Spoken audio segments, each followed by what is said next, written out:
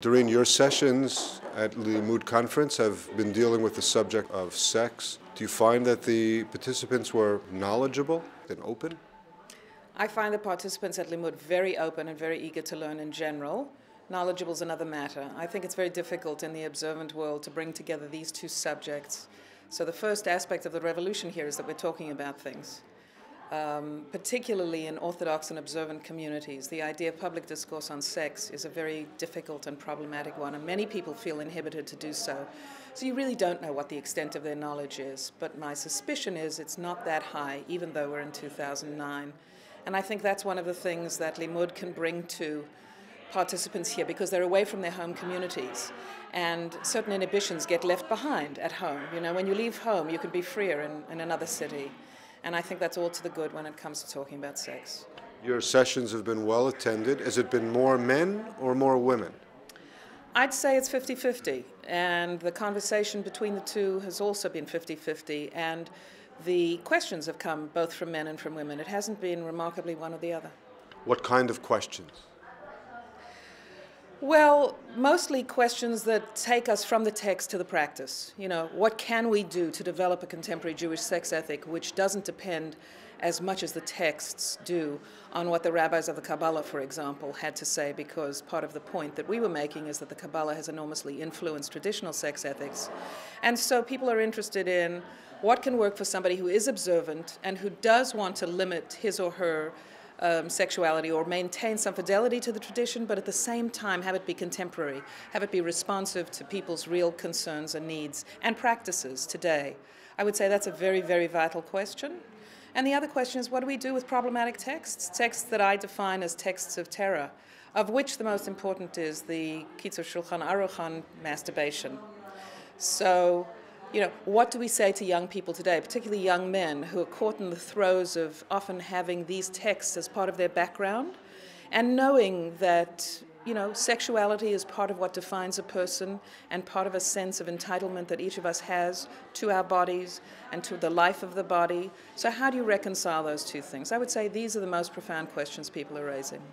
Now, the question of masturbation, I mean, it's certainly something that every person does, don't they? I think it is something that every person does, but it's not something that can be easily talked about. And because every person does it, it has its own inner compulsion. In other words, people want to talk about the fact that there's a disparity between what the tradition says we should do and what we actually do. And for those who are concerned about it and who don't want to compartmentalize, well, here's my Jewish life, and it's entirely separate from my sex life, the question is, how can we bring them together? Because you know what? In the end, we all want to feel like integrated human beings, I think. We want to speak not with a forked tongue, but with one tongue.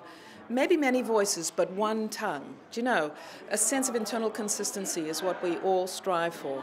And also we all strive for a sense of redemption, you know, vis-a-vis our, you know, our larger, what to say, I mean, our larger struggle with purpose in life. We want to feel that at the end of the day, we have meaningful lives and we have whole lives.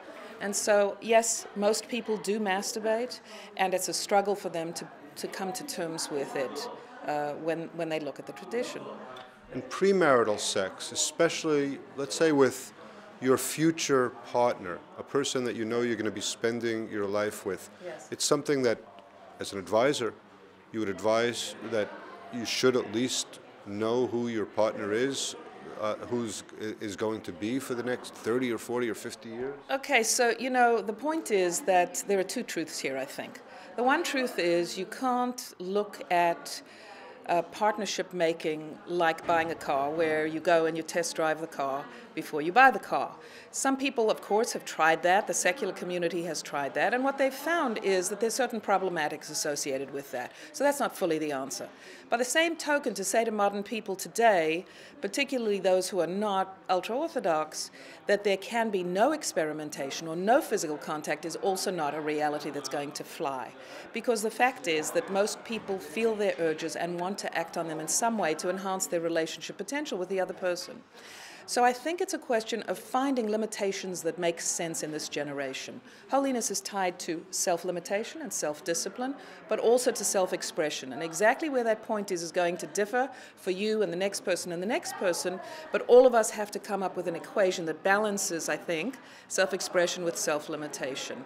And in the past, the idea of self-expression has had no weight whatsoever in developing sex ethics, and I think it needs to now. But I'm not prepared to say that we must throw all of the self-limitation away, because we know that neither extreme really works in the contemporary era.